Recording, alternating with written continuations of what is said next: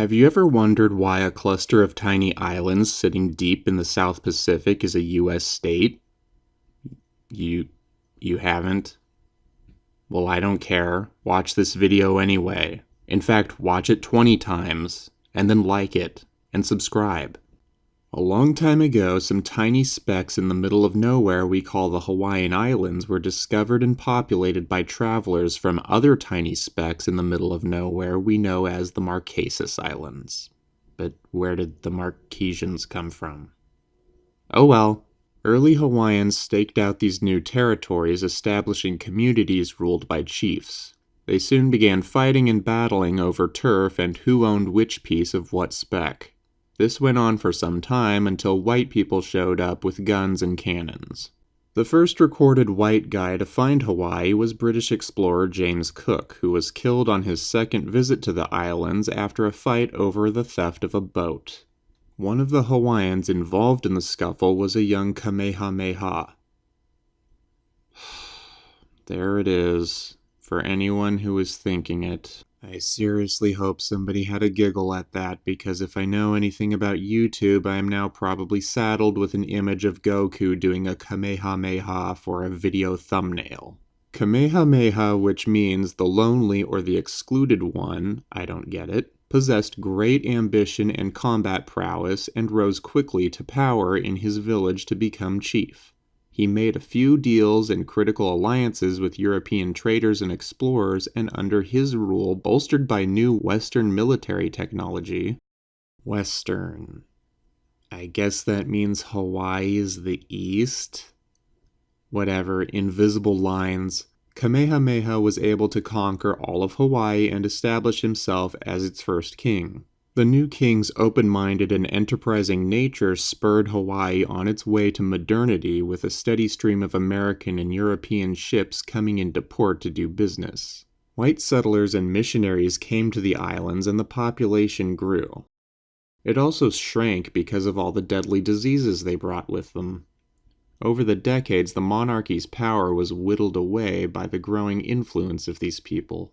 In 1848, Kamehameha III created the Great Mahele at their behest. Mahele, which means a division or to divide, was a land allocation plan that allowed the ownership of private land for the very first time in the kingdom. This gave foreign entrepreneurs an in to snatch up land to develop sugarcane and pineapple plantations on, and a huge pivotal industry was born.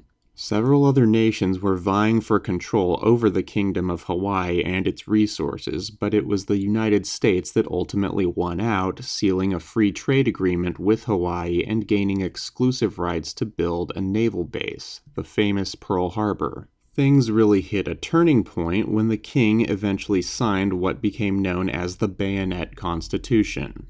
As you might have guessed from its name, this document wasn't exactly a friendly mutual agreement. Unlike in the United States, where wealthy entities and individuals simply buy politicians if they want to hijack the government, in a monarchical government, a more hands-on approach is required.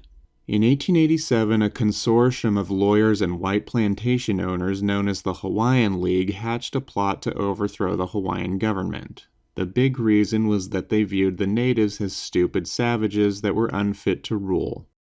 Which probably just meant that they didn't like their governing style. Which probably just meant that they didn't like that they had to scoop a bucket out of their money swimming pools to afford taxes that year. With the support of a local militia called the Honolulu Rifles, they stormed the monarchy and forced King Kalakaua to sign what was basically a government restructuring and curtail of the monarchy's powers. It was kind of like the Hawaiian equivalent of the Magna Carta. It's really weird to me that this mob of guys waved guns in the king's face and then proceeded to engage in the legal decorum of signing a notarized document as if that lends some sort of legitimacy to the event. What does having the king's signature even change about the situation? All you did was create a sham document that, by my guess, possesses no legal clout because it was signed under duress. You have them overpowered, you already essentially control the government with a military. Any attempts to add formality to the process is just bureaucratic silliness. It's like, good news, gentlemen. Our signed petition to stage a coup has been accepted by the Bureau of Hostile Takeovers. Huzzahs are in order. The Bayonet Constitution was everything you'd expect it to be, basically a wish list from the 1% outlining things like who gets to vote and who doesn't, and not just policy changes that catered to the growth of the Hawaiian League's wealth, but actual cabinet and high court positions within the Hawaiian government for these conspirators and businessmen. The Hawaiian League asked then-current U.S. President Grover Cleveland to seal the deal and annex Hawaii to make it a U.S. territory. Cleveland punted, favoring restoring the previous Hawaiian government, but did nothing to mitigate the situation. All throughout this time of upheaval, Hawaiians protested the new government and even mounted armed offensives in an attempt to restore the monarchy to its previous form. When Queen Liliuokalani took the throne, she intended to ignore the fake constitution made by the usurpers. The Hawaiian League basically had to stage a second coup, this time with the help of U.S. Marines, and force the queen to abdicate the throne, dissolving the Hawaiian monarchy once and for all. But did you get her signature on your coup request form? Also, am I missing something here? Because if I'm understanding the story correctly, an oligarchy of US businessmen backed by rogue Marines took over a country, and the President of the United States' only response is basically, gosh, I wish you wouldn't do that. The usurpers had to wait 5 years for President William McKinley to come pull the trigger, and the US government officially took over Hawaii. Now that looks like a man who would annex Hawaii. Hawaii got a government based more closely to the American system, and life went on into the 20th century.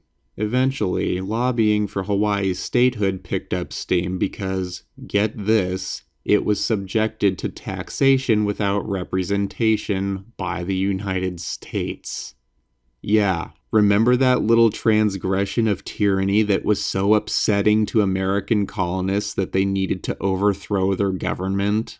In 1959, over half a century since its last monarch was deposed, Hawaii was granted statehood and became the 50th state in the United States of America. And that's about it. Oh, also the Japanese attack on Pearl Harbor happened in there somewhere, but I can never remember the exact date.